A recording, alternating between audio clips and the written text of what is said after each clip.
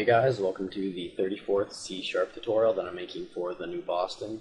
And in this tutorial, I'm going to be showing you how to use the open file dialog. So all you're going to need for this tutorial is a button and a text box.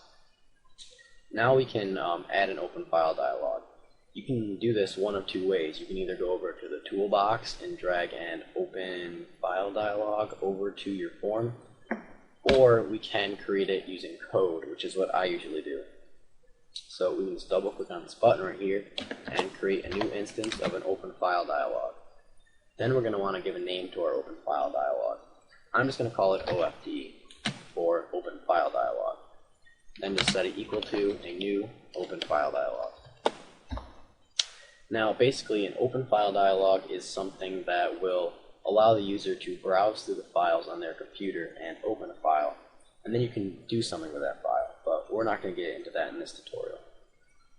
So in order to display the open file dialog to the user, you're just going to want to call the showDialog method. So it's going to want to do ofd.showDialog, and this will then display the dialog to the user. So now when we click this button, we should be displayed with an open file dialog. And yep, now we can browse through the files on our computer and open a file. But we haven't coded for it to do anything with that file yet. So in order to run a quick check, in order to make sure that the user actually opened the file, they didn't just like exit out of the open file dialog, we're going to create an if statement here and say if the open file dialog dot show dialog equals dialog result dot OK, then we can do something with that. And basically right here, this is just an enumeration, and it will check to see if the user actually opened a file. And if they didn't, then the dialog result will be something other than OK. But if they actually open a file, then the dialog result will be OK.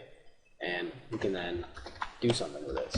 But right now, we're just going to make sure that this code works right here. And we're just going to have a message box be displayed if the user actually opened the file. So here we display the dialog, and if they click the exit button, we shouldn't get a message box. If they click cancel, we also shouldn't get a message box.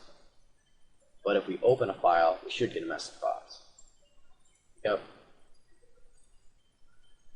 In order to get the path of the file which the user opened, we're going to want to use the file name property. So we're just going to want to do ofd.filename.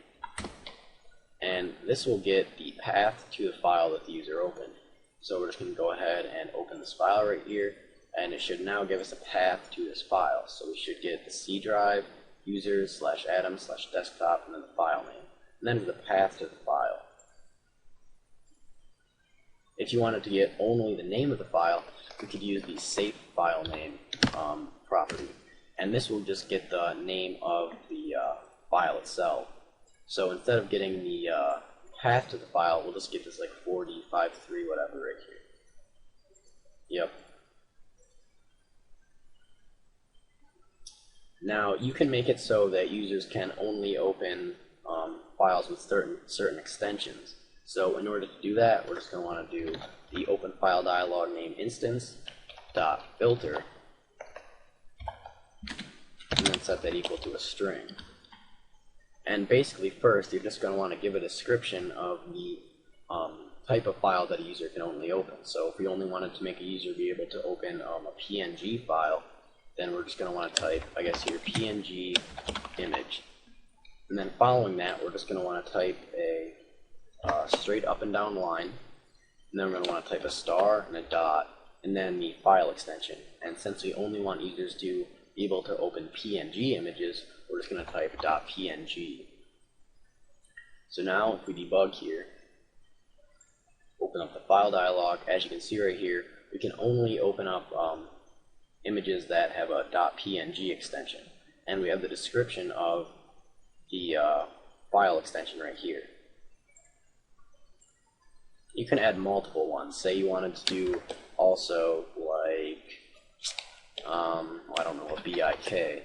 Then we would just do another line, and then .BIK.